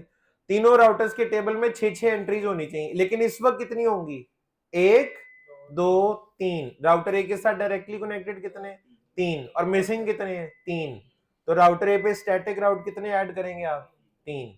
राउटर बी पे 1 2 3 डायरेक्टली कनेक्टेड है और मिसिंग भी 3 है, तो स्टैटिक राउट 3 ऐड होंगे। राउटर सी पे 1 2 3 डायरेक्टली कनेक्टेड है और मिसिंग कितने हैं? 3, तो 3 स्टैटिक राउट ऐड होंगे। टोटल स्टैटिक राउट कितने हो जाएंगे? 9। आपको याद है जब राउटर 2 थे लास्ट टाइम तो स्टैटिक राउट टोटल 2 थे, एक ए में और एक बी में। एक ए में ऐड किया था और एक बी में ऐड किया था। आज राउटर 3 हुए तो स्टैटिक राउट 3 नहीं हुए, वो 9 हो गए। और 9 भी अभी हमें बज़ाहिर लग रहा है, जब आप इसको सॉल्व करना शुरू करेंगे तो बात इससे भी आगे निकल जाएगी, अभी देख लीजिएगा। ठीक है, तो फिलहाल 9 स्टैटिक राउट्स हैं। हम 9 स्टैटिक राउट कॉन्फ़िगर करने के लिए बिल्कुल उतने खुश नहीं है जितने हम 2 के टाइम पे थे। ठीक है जी, लेकिन क्या करें, मजबूरी है, करना तो है। ठीक है जी, राउटर ए से शुरुआत करते हैं। थोड़ा सा बड़ा और थोड़ा सा कॉम्प्लेक्स नेटवर्क है, तो जरा इस करना तो है, एक दफा सीख जाएंगे तो कोई मसला नहीं। राउटर ए के 3 आपने बताया डायरेक्टली कनेक्टेड नेटवर्क है, तो राउटर ए को किन नेटवर्क्स का नहीं पता वो जरा मार्क कर लेते हैं। राउटर ए को राउटर बी के लैन नेटवर्क का पता है? नहीं, मैं स्टार लगाता जा रहा हूं मिसिंग नेटवर्क्स पे। एक तो ये मिसिंग हो गया for router A. Router B को इस वाले नेटवर्क का पता है? नहीं, क्योंकि ये भी ए के साथ डायरेक्टली कनेक्टेड नहीं है। अच्छा भाई, ये वाला भी तो एक नेटवर्क है, वैन नेटवर्क 2.0.0.0, ये भी तो राउटर ए के टेबल में नहीं है ना, ऐसे ही है ना, राउटर ए के साथ डायरेक्टली कनेक्टेड नहीं है, तो ये भी मिसिंग है। इन तीनों तक पहुंचने का रास्ता आपने राउटर ए को बताना है। और भाई आसान ही है, कोई मुश्किल नहीं है, सारे बंदे तवज्जो दे रखें, आप कर लेंगे और उसके बाद रोज क्या करेंगे। ठीक है, कौन से 3 नेटवर्क राउटर ए के पास नहीं है? मार्क हो गए, 3 स्टार हमने लगा दिए। ठीक है, इनका राउटर ए को कुछ पता नहीं है। जरा राउटर ए से यहां जाने का रास्ता बनाने की कोशिश करते हैं। मैं कहता हूं अगर हम राउटर ए से चले, ठीक है, ये रास्ता, राउटर ए से चले, बी पे पहुंचे और फिर बी के लैन नेटवर्क में आ जाएं, तो राउटर ए से इस नेटवर्क तक पहुंचने का एक रास्ता तो ये है, मानते? ए से बी के लैन में जाने का ये ग्रीन पाथ मैंने बना दिया है। अच्छा, एक और ऑप्शन भी है हमारे पास। अगर मैं यहां से आऊं ए से सी, फिर सी से बी, और फिर राउटर बी का लैन नेटवर्क, आज दो रास्ते हैं ना। मैं इधर से भी आ सकता हूं, रेड वाले पाथ से भी आ सकता हूं और ग्रीन वाले पाथ से भी आ सकता हूं। ठीक है जी, आज मेरे पास दो रास्ते हैं। आप बताएं दोनों में से अच्छे वाला कौन सा है? ग्रीन वाला कि रेड वाला? ग्रीन वाला।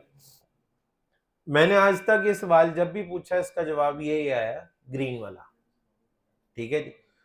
अच्छा, अगर मैं आपको को मैं गारंटी देता हूं कि रेड वाले में बैंडविड्थ ज्यादा मिलेगी, फिर रेड वाला, अब यानी वो भी चेंज हो सकता है। इसका मतलब है कि फैसला सुनाने से पहले हमेशा हमें criteria of selecting best path चुनना होगा कि किस चीज की बुनियाद पे आपने राउटिंग करनी है। और क्राइटेरिया सिलेक्टिंग बेस्ट पाथ के लिए मैंने कहा था सिस्को ने एक छोटा सा लफ्ज बना दिया हुआ है, मेट्रिक। यानी राउटिंग का डिसीजन लेने से पहले हम सबसे पहले क्या देखेंगे? मेट्रिक क्या है। ठीक है जी, तो मेट्रिक क्या रखना है? बाय डिफॉल्ट होता यूं है, बाय डिफॉल्ट होता यूं है कि हम फैसले जो हैं वो डिस्टेंस की बुनियाद पे कर रहे होते हैं। हम फैसले किस बुनियाद पे कर रहे होते हैं? फितरी तौर पे हमारे जेहन में बेहतरीन रास्ता चुनने के लिए डिस्टेंस ही सबसे पहले जेहन में आता है। यहां से हमने घर भी जाना हो तो डिस्टेंस पॉइंट ऑफ व्यू से हम सबसे पहले सोचेंगे, बाकी क्राइटेरियाज बाद में आते हैं। यहां भी यही हुआ है, यहां पर भी यही कहानी हुई है कि सबसे पहले डिस्टेंस पे आपने फैसला सुना दिया। अच्छा, मैं एक काम करता हूं, हम ना फ्लो के साथ चलते हैं। जो चीज आपके जेहन में सबसे पहले आई है ना, डिस्टेंस, हम डिस्टेंस को ही मैट्रिक मान के चलते हैं। सबसे अहम सवाल, यहां पे जो डिस्टेंस है ये फिजिक्स वाला डिस्टेंस है या राउटिंग की दुनिया का डिस्टेंस कोई और होता है? ये भी पॉइंट है। फिजिक्स में तो मीटर होते हैं ना डिस्टेंस के यूनिट, तो मीटर शीटर में आपके फैसला करना है या यहाँ पे कहानी कुछ और है।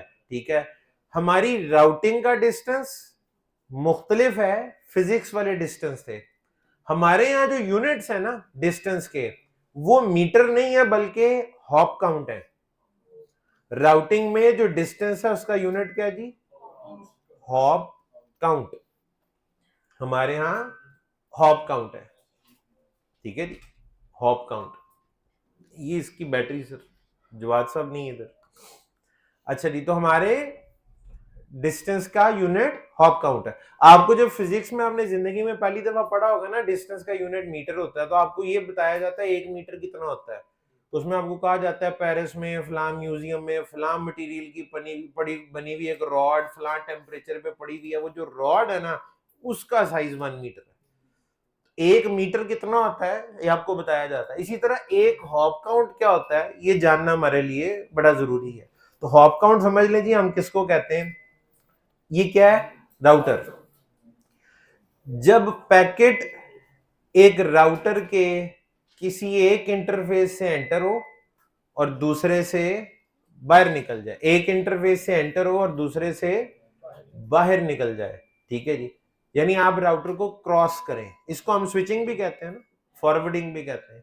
ठीक है जी, तो यहां से लेकर यहां तक का जो डिस्टेंस है ना, ये एक हॉप काउंट है। पैकेट जब राउटर को क्रॉस करता है तो एक हॉप काउंट बनता है। यानी एंटर होना भी कोई हॉप काउंट नहीं है और एग्जिट करना भी हॉप काउंट नहीं है। एंटर होना भी नहीं है और एग्जिट होना भी नहीं है। ये जरा हम चेंज कर लें इसकी बैटरीज, फिर आगे कंटिन्यू करते हैं। अभी टाइम है आपकी ब्रेक में। क्या? हाँ, तो पढ़ा ही होगा जिंदगी में, कभी तो पढ़ा ही होगा। हॉप काउंट की आपके केस में बारी आई थी टीटीएल वाले टाइम पे, तो मैंने उस वक्त कहा था कि इसको देखेंगे आगे जाके कि ये होता क्या है। ठीक है जी, तो जब पैकेट किसी राउटर को, आपने पढ़ा था फॉरवर्डिंग, लेयर 3 स्विचिंग, लेयर 2, आपके दिमाग में वो आ रहा होगा शायद। ठीक है, वो भी ऐसी ही बात थी। तो पैकेट अगर सिर्फ राउटर में एंटर हुआ है तो ये भी हॉप काउंट नहीं, सिर्फ एग्जिट कर जाना भी हॉप काउंट नहीं, क्रॉस करना जरूरी है।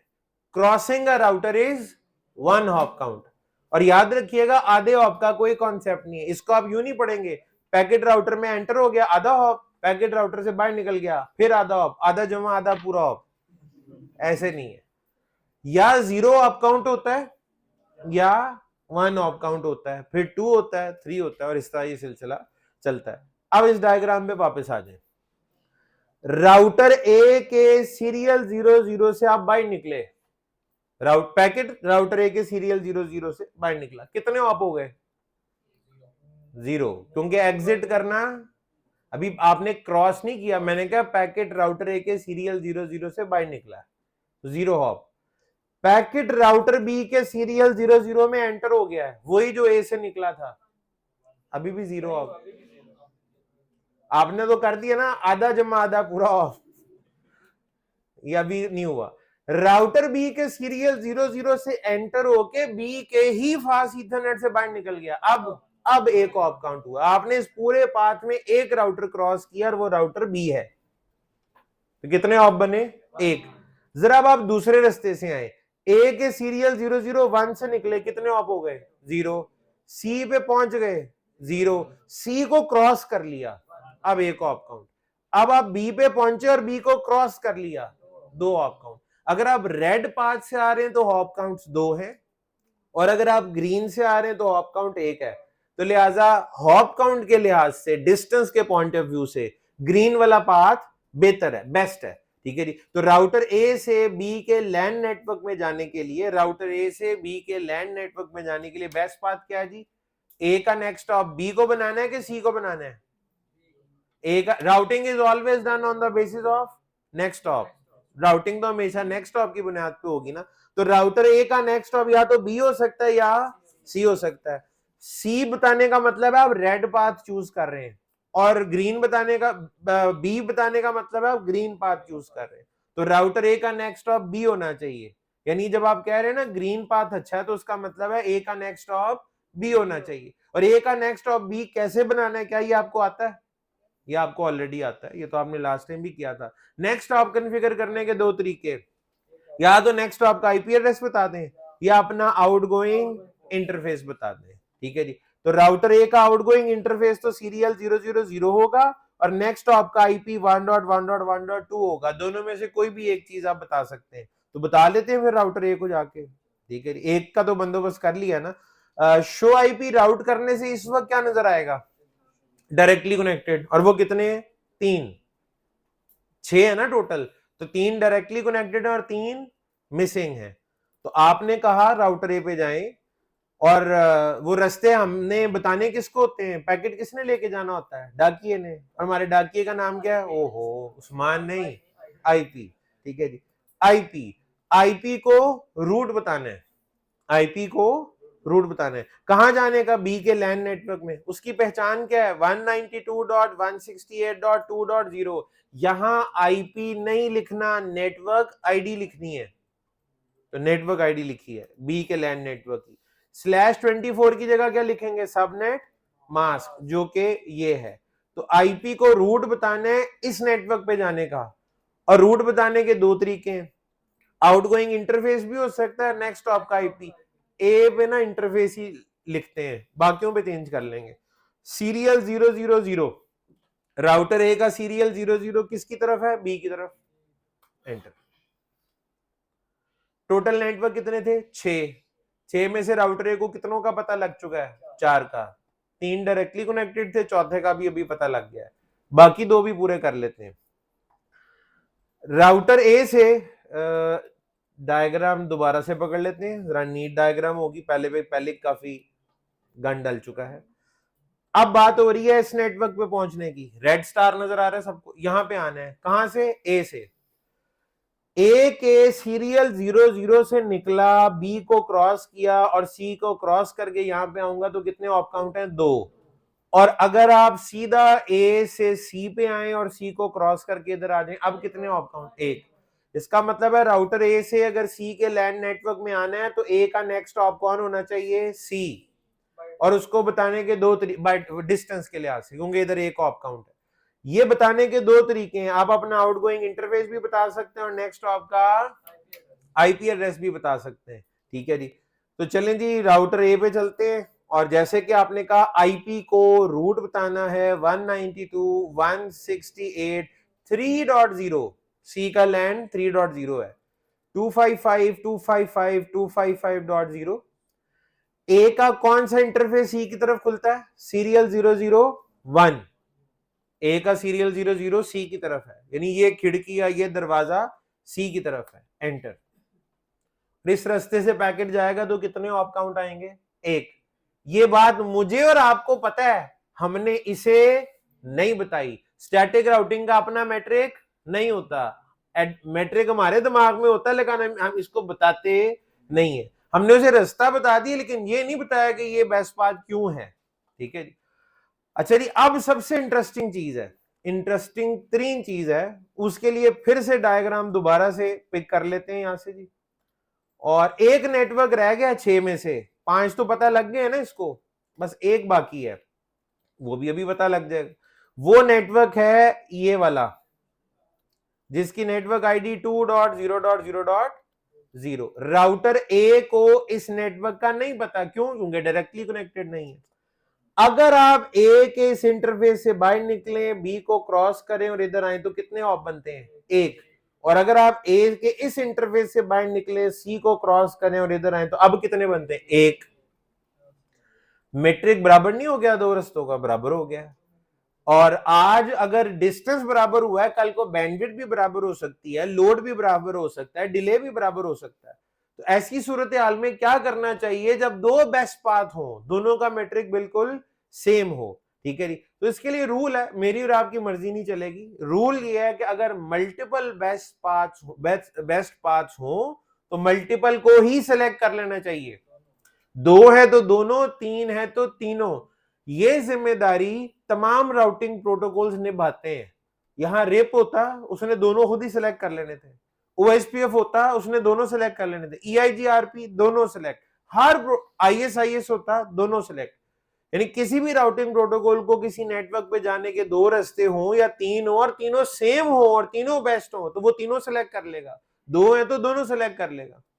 और स्टैटिक में ये जिम्मेदारी मेरे और आपके ऊपर है कि अगर मल्टीपल बेस्ट पाथ हैं तो आप मल्टीपल बेस्ट पाथ्स को सिलेक्ट कर लें। क्यों? फायदा इसका क्या होगा? सोचें।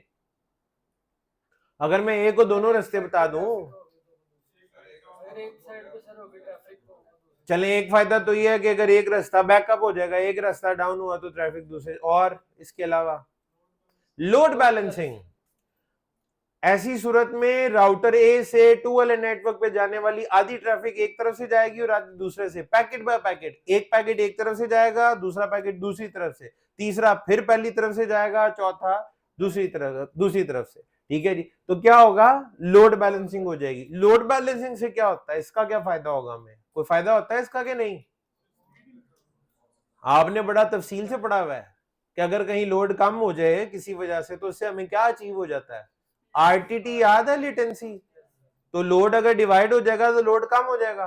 ठीक है, तो लोड कम होने से क्या होगा? आरटीटी इंप्रूव हो जाता है, लेटेंसी कम हो जाती है, और उसका हमारी बहुत सारी एप्लीकेशंस को फायदा होता है। ठीक है, आज आप जीटी रोड बंद कर दें, सारा लोड मोटरवे पे आ जाएगा, तो मोटरवे पे फिर आप 3 या 4 घंटे की बजाय 6-6, 7-7 घंटे में पहुंचेंगे, रश जो है वो ज्यादा हो जाएगा। ठीक है जी, तो लोड बैलेंसिंग अगर पॉसिबल हो तो होनी चाहिए, लेकिन लोड बैलेंसिंग का एक रूल है, आप हमेशा लोड बैलेंसिंग तब करा सकते हैं जब मल्टीपल पाथ्स बिल्कुल एक जैसे हों।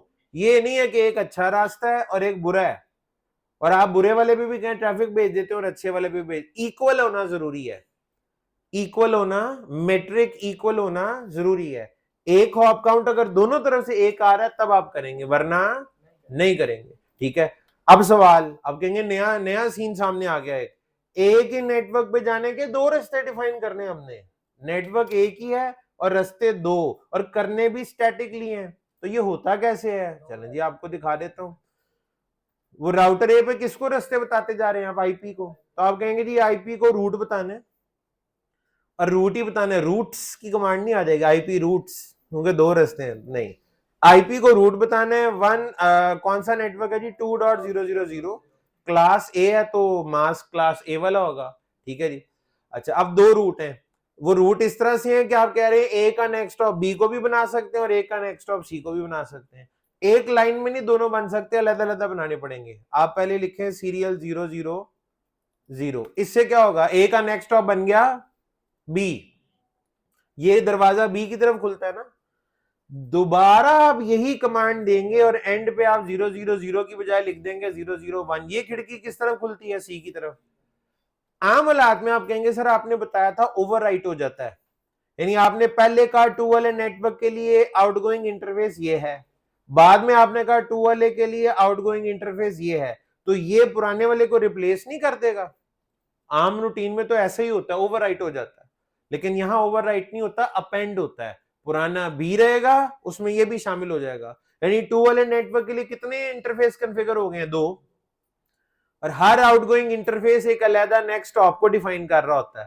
तो एक नेक्स्ट ऑप बी है और एक नेक्स्ट ऑप सी है। आपका प्लान क्या था, हर राउटर पे 3-3 स्टैटिक राउट ऐड करने हैं, बैठे बैठाए 4 हो गए।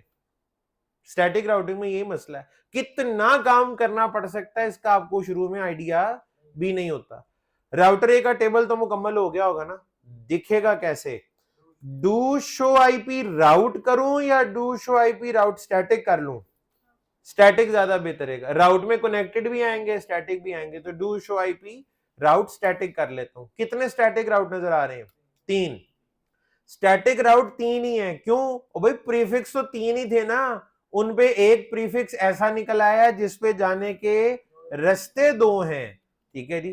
तो प्रीफिक्स राउटिंग टेबल में 2 दफा नहीं नजर आएगा, वो एक ही दफा आएगा। बात हो रही है इसकी, 2 वाला नेटवर्क एक ही दफा है, लेकिन इंटरफेस आगे 2 लिखे हुए हैं। कन्फिगर अलग-अलग ही होते हैं, नजर इकट्ठे आते हैं कि एक नेटवर्क है जिसपे जाने के 2 रास्ते हैं, ये भी और ये भी है। एक पैकेट ये इधर से भेजेगा, एक पैकेट इधर से भेजेगा। बाकी 2 पे जाने के लिए एक एक ही रास्ता था और वो एक एक ही टेबल में नजर आ रहा है, ठीक है जी। टेबल में एंट्रियां 3 है, बट कमांडें आपने 4 दी थी, ठीक हो गया। ये समझ आया। अगर पिछला लेक्चर समझ आया था ना, तो ये भी समझ आ गया होगा, क्योंकि इतना ज्यादा डिफरेंस नहीं है। लेकिन एक है, सोच विचार तो करनी पड़ी और खपना पड़ा है, इधर इतने ऑप काउंट है तो इधर इतने ऑप काउंट है, उसके बाद आपने फैसला किया, वही है जो लास्ट टाइम किया था आपने, ठीक है जी। इतनी मेहनत करके ये नेटवर्क कन्वर्ज हो गया नहीं, अभी तो सिर्फ राउटर ए पूरा हुआ है। ये सारा कुछ बी पे भी करना है और यही सारा कुछ सी पे भी करना है, और करना भी आपने खुद अकेले, ठीक है जी। वो तो आप कर ही लेंगे, आपको करना होगा, ठीक है। एक काम करते हैं, मुझे जरा आप एक बात बताएं, राउटर ए को, अब मेरा एक सवाल है इस डायग्राम के हवाले से, मैं आपसे पूछता हूं और आपने जरा सोच समझ के उसका जवाब देना है। इंटरेस्टिंग चीज है ये, जरा मजेदार किस्म की चीज है।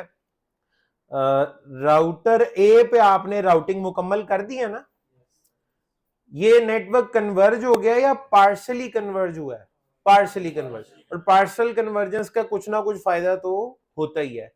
राउटर ए से बैठ के राउटर बी का ये इंटरफेस है जिसका आईपी है 2.1.1.1, राउटर ए से ये इंटरफेस पिंग हो जाएगा या नहीं, इसकी नेटवर्क आईडी है 2.0.0.0/8, क्या राउटर ए से ये पिंग हो जाएगा या नहीं होएगा।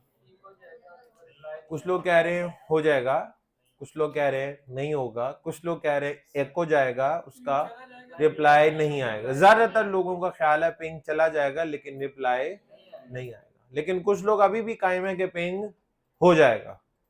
कितने लोग कहते हैं पिंग हो जाएगा, कोई भी नहीं अब कह रहा। कितने लोग कह रहे हैं पिंग नहीं होगा, ये भी काम ही। जो लोग सोच रहे हैं वो बिल्कुल ठीक कर रहे हैं, आपको सोचना चाहिए, अभी सोच समझ के जवाब देना चाहिए।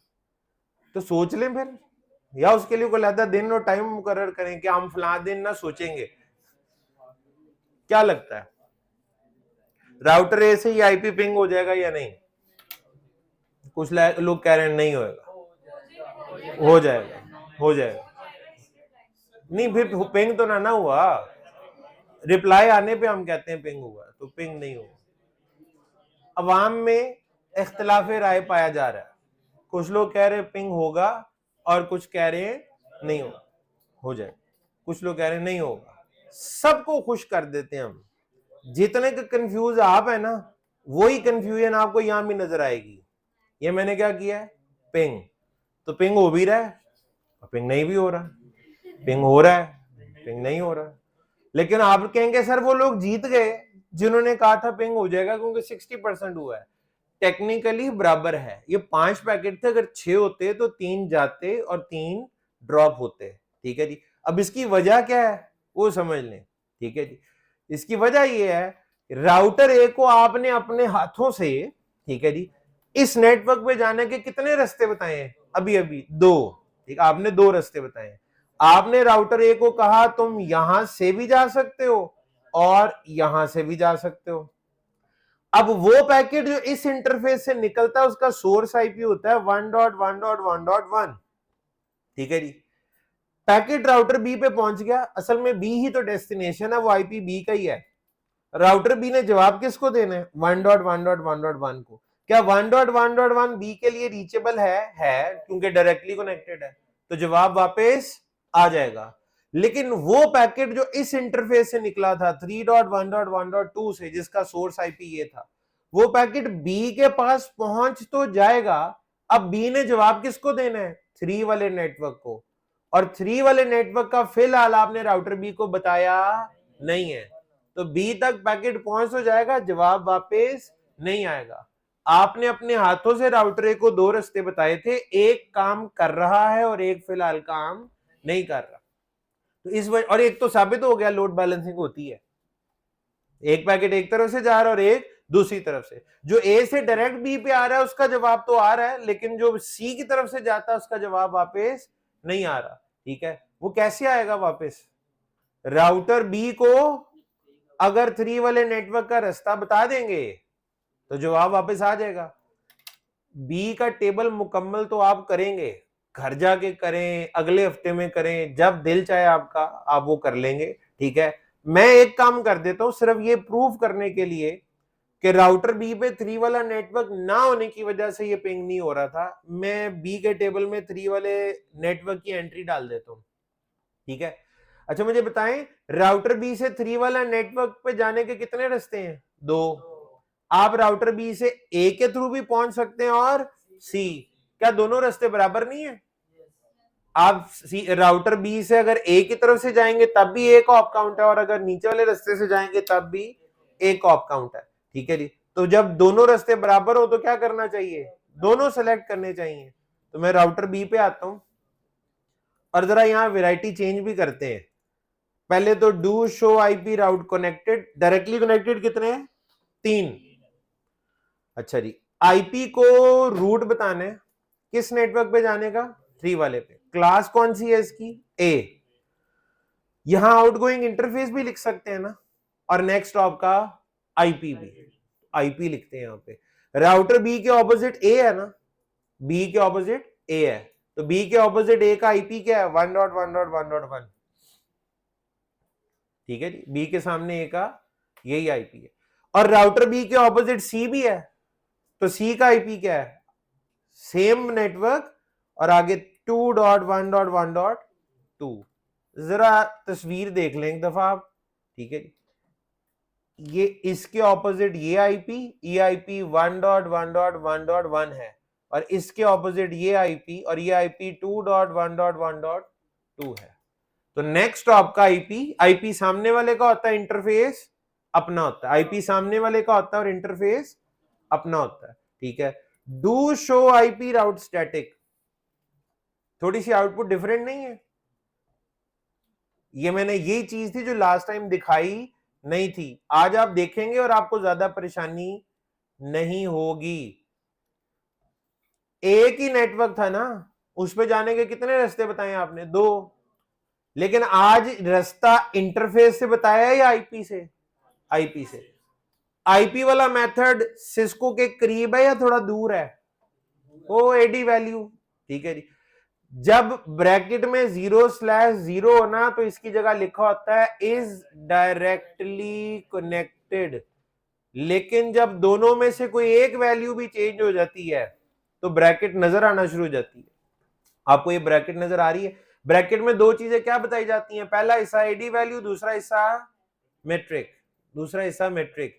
0 का मतलब है no metric, static routing has no metric, ठीक है जी। और 1 का क्या मतलब है, इसका आईडी वैल्यू 1 है, इसके साथ नहीं लिखा हुआ इज डायरेक्टली कनेक्टेड, क्योंकि इसकी प्रायोरिटी उसके बराबर नहीं है।